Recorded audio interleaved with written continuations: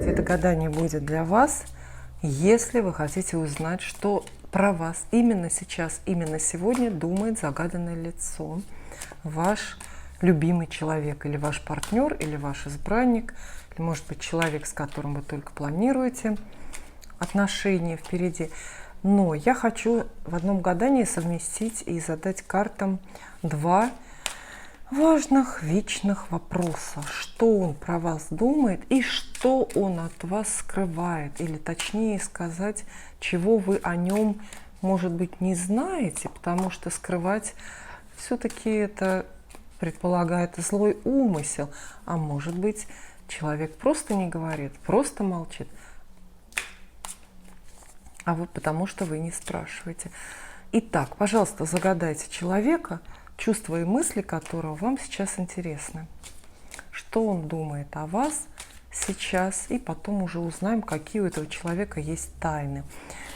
Причем вы можете сюда загадать как человека достаточно близкого уже, это может быть ваш муж, про которого вы по каким-то причинам сейчас не все знаете, не все знаете, что у него на уме, может быть, это какой-то такой достаточно замкнутый, скрытный человек. И также вы можете спросить про человека, про какого-то нового знакомого, например, которого вы встретили на просторах интернета, с которым у вас только лишь переписка идет, и встреч даже никаких не было.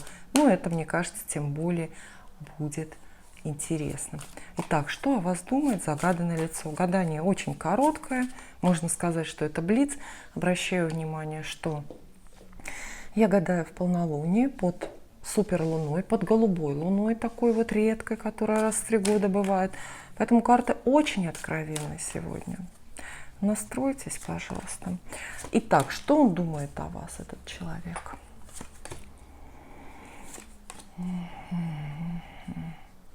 Ну, во-первых, думает, покоя вы ему не даете. То есть вы есть в его голове, в его сердце, в его памяти. Однако настрой какой-то у него не романтический. Жезлы, масть страсти, которая более страсти. Это жезлы с мечами выпадают. А мечи это как раз мысли, вот представьте. То есть очень уместно мы гадаем. Он действительно о вас думает. Вот, в основном думает. Мы здесь даже, нам сложно ответить было бы на вопрос, что он чувствует к вам. Потому что в основном у него не чувства. В основном у него как раз-таки мысли. Мысли очень беспокойные. Человек настроен этот к вам, ну, не то чтобы конфликтно. Ну, да, может быть и конфликтно тоже. По крайней мере, этот человек очень хочет с вами поговорить. Вот ему кажется, ну, конечно, ему только кажется, что ему есть что вам сказать. Какие-то мысли, слова крутятся на языке. Может быть, он даже мысленно составляет целые длинные сообщения для вас, которые хочет послать. Целые письма.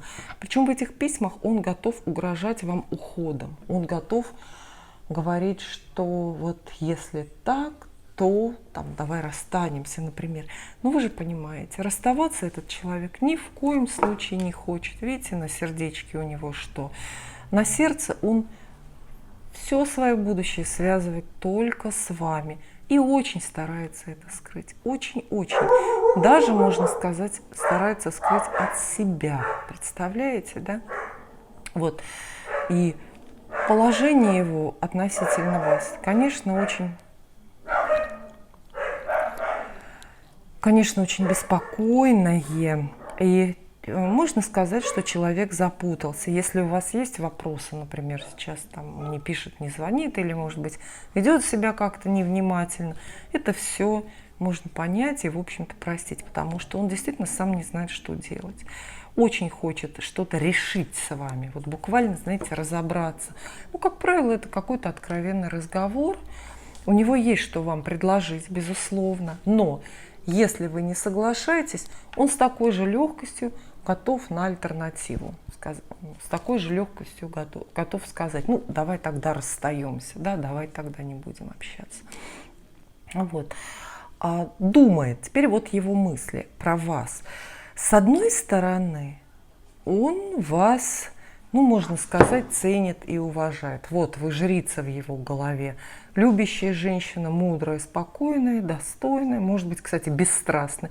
У него страсти много выпадает, а вы выглядите такой эдакой снежной королевой. Видите, здесь жрица даже в голубых тонах вся изображена. Некая снежная королева, да. И он себя вот как будто бы в своей голове складывает с вами в пару. Но здесь огонь, а здесь лед. И вы не пара. Вот представьте, что в колоде Таро, если нам нужно подобрать пару мужчина-женщина, это никогда не будут король жезлов и жрица рядом, потому что они полярные, они противоположны. Здесь все платоническое, а здесь все физическое, такое и страстное. То есть, да, этот человек думает, что вы не пара, что вы не подходите друг к другу, причем, знаете, как-то не в моменте не подходите, а вот в принципе, то есть глобально, масштабно, то есть по причине, там, по признакам, ну не знаю, рождения, например. Но хорошая новость, раз он об этом думает, значит, он все-таки пытается это как-то в своей голове уложить, как-то он это пытается разрешить. А вообще трогательная карта. Видите, у нас 4 жезлов с отшельником, да, сошлись. То есть все крутится, мысли его крутятся про свадьбу, понимаете, да? То есть брак. Он видит, что вы не пара, видит, что вы друг другу не соответствуете. Но тогда вот его мечта как раз, чтобы вы были более подходящими друг другу. А еще 4 жезлов – это, знаете, отношения, когда никто не мешает. Когда вот никто не мешает. То есть в его планах избавиться от, например, давления или влияния людей, которые против вашей пары, против вашего брака. Это могут быть родственники, ну, может быть, там какие-то друзья в некоторых случаях. Но в целом, конечно, этот человек будущее с вами видит очень счастливое. Свадьба как максимум, да, а как минимум веселая поездка, и близкая, и скорая эта самая поездка. Мечтает о поездке с вами, поехать куда-то, куда-то вас хочет пригласить. Но мужчина просит остаться, да, остаться. Просит вас остаться с ним. Вопрос, на какое время? Навсегда, если это свадьба, или, может быть, ненадолго, если это совместная поездка. Так, ну давайте тогда еще уж что будет делать, посмотрим. И потом к тайнам перейдем, к его такое совмещенное гадание. Вообще по этим картам я не вижу, чтобы он слишком сильно что-то скрывал. А вообще скрывает, ну что скрывает-то? Чувства. Он, бедный, скрывает от вас и, главное, от себя эти чувства. Он почему-то считает, что ему надо очень осторожно к вам подходить, ему надо очень хитрить, искать какие-то обходные пути. Очень практичные шаги. От этого человека будут очень практичные шаги.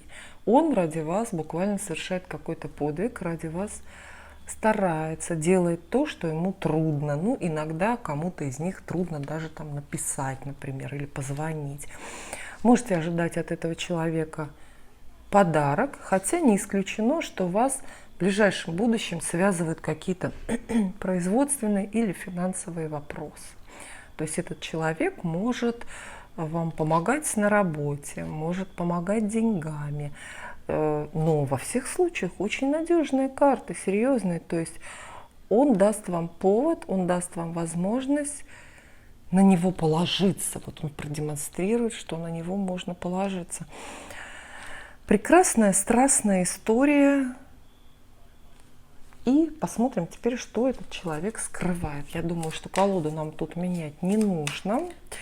Что он скрывает про себя или чего вы не знаете? В силу просто обстоятельств, например. Знакомство у вас такое еще пока поверхностное. Что? Деньги, что ли, скрывает? Посмотрите, пентакли пошли.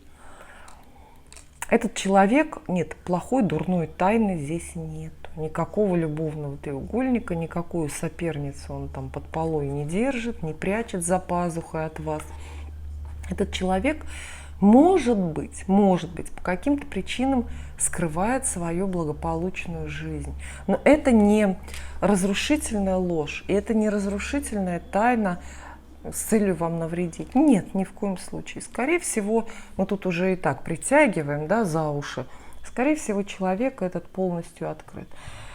И, в общем, крупные такие счастливые карты выпадают. То есть он, может быть, действительно не слишком выпячивает или не слишком демонстрирует вам сейчас свой достаток, например, уровень своих доходов. Он, может быть, немножко скрывает, что наследство недавно получил.